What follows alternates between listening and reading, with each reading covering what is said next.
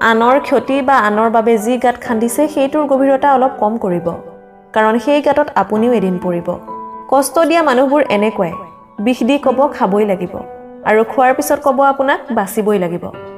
সন্মান আৰু ভয় কেতিয়াও একে হ'ব নোৱাৰে। মানুহৰ অন্তৰত সন্মানৰ স্থান কৰি লোৱাটো উচিত। ভয়টো মানুহে কুকুৰটোকো কৰে। এই জীৱনটোত যিটো পোৱাৰ বাবে ইমান ব্যাকুলতা, ইমান অস্থিৰতা, সেইটো যদি আমি পায়ো যাওঁ, সেই প্ৰাপ্তিয়ে যে পূৰ্ণতা দিব তাৰ কোনো নিশ্চয়তা নাই। এজনৰ পৰা যেতিয়া অৱহেলাৰ মাত্ৰা বাঢ়ি যায়, তেতিয়া আনজনৰ ভালপোৱা ক্লান্ত হ'ব পাৰে। সমস্যা বুজি পোৱা কোনো নাই। সকলোৱে মাথো ইজনে সিজনক দুখ দিয়াতহে ব্যস্ত। কাকো শূন্য ভাবি অৱহেলা নকৰিব, কাৰণ প্ৰতিটো কাম আৰম্ভ হয় শূন্যতাৰ পৰা, আৰু সেই শূন্যতাৰ পৰাই এদিন পূৰ্ণতা পায়। স্ত্ৰীৰ কথা শুনিলে কি হয় জানেনে? যদিহে জীৱনত আপুনি সফল হ'বলৈ বিচাৰিছে, জীৱনটো সুন্দৰকৈ নিয়াৰিকৈ চলাই নিব বিচাৰিছে, তেনেহ'লে পত্নীৰ কথা শুনক। তেওঁৰ লগত সময় কটাওক। নিজৰ লগতে পত্নীও বহুত বেছি সুখী অনুভৱ কৰিব।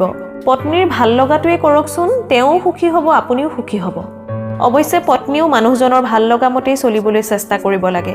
প্ৰায়ে কথা পাতিব লাগে ইজনে সিজনৰ লগত সময় উলিয়াই, বা অফিচৰ পৰা ক্লান্ত হৈ আহিলেও বা ভাগৰত বিচনাত যাবলৈ মন কৰিলেও নিজৰ স্ত্ৰীৰ লগত কথা পাতক। অলপ সময়ৰ বাবে হ'লেও ইতিবাচক আলোচনা কৰক। কথাই ব্যক্তিত্বৰ পৰিচয় বহন কৰে। আমি বহুতেই সুন্দৰভাৱে কথা পতাটো দূৰৰ কথা, ক'ত কি ক'ব লাগে সেইটোকে ভালকৈ নাজানো। আপোনাক ভাঙিব বিচৰা মানুহৰ সংখ্যা কেতিয়াও নকমে, সেয়েহে আপুনি নিজকে গঢ়িব শিকক। নিজৰ শিশুটোক ধনী হোৱাৰ শিক্ষা নিদিব, সুখী হোৱাৰ শিক্ষা দিয়ক। তেতিয়াহে সি কোনো এটা বস্তুৰ মূল্য নিবিচাৰি মূল্যায়ন কৰিব শিকিব। যদিহে আপুনি এনেকুৱা এজন মানুহৰ অপেক্ষাত আছে যিজনে আপোনাৰ সকলো সমস্যাৰ সমাধান কৰি দিব, তেনেহ'লে নিজেই আইনাৰ কাষত এবাৰ থিয় হৈ চাওক। সকলো সমস্যাৰ সমাধান কৰা মানুহজনক পাই যাব। যিকোনো পৰিস্থিতিতে যদি আপুনি শান্ত থাকিবলৈ শিকি যায়, তেনেহ'লে বুজিব যে কোনো বাধাই আপোনাক আৰু ৰখাব নোৱাৰে। বন্ধুত্ব গঢ়িবলৈ যোগ্য মানুহ নাপালে অকলে থাকক, তথাপিও অযোগ্য কাৰো লগত বন্ধুত্ব কৰাটো উচিত নহয়।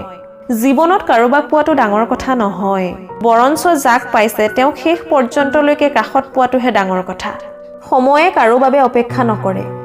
ঠিক তেনেদৰে সুখ দুখৰ মাজতে মানুহৰ জীৱন অতিবাহিত হয়। কিন্তু এইটো সঁচা যে সুখ দুখ কেতিয়াও চিৰস্থায়ী নহয়। এজনী বুদ্ধিমানী স্ত্ৰীয়ে কেতিয়াও নিজৰ স্বামীক অপমান বা মনত কষ্ট নিদিয়ে, বা তেওঁৰ সন্মান নষ্ট হোৱা কথা কেতিয়াও কাৰো আগত নকয়। কাৰণ তেওঁ জানে তেওঁৰ স্বামী হৈছে এই পৃথিৱীত তেওঁৰ সুখ দুখৰ একমাত্ৰ সংগী। জীৱন সুন্দৰ, নিজৰ বাবে জীয়াবলৈ চেষ্টা কৰক। আজিকালি কোনো নাথাকে, কথা দি কোনেও কথা নাৰাখে। মানুহে বিচাৰিলেই যদি সকলোবোৰ পায়, তেনেহ'লে অপেক্ষাৰ কোনো মূল্য নাথাকিব। আৰু মানুহে বিচাৰিলেই যদি সকলোবোৰ পাহৰি যাব পাৰে, তেনেহ'লে স্মৃতিৰ কোনো মূল্য নাথাকিব। জীৱনৰ বাটত অকলে অকলে আগুৱাই যোৱাটো কঠিন কাম নহয়, কিন্তু কাৰোবাৰ হাতত ধৰি কিছু দূৰ আগবাঢ়ি তাৰ পৰা অকলে ঘূৰি অহাটোহে বহুত কঠিন।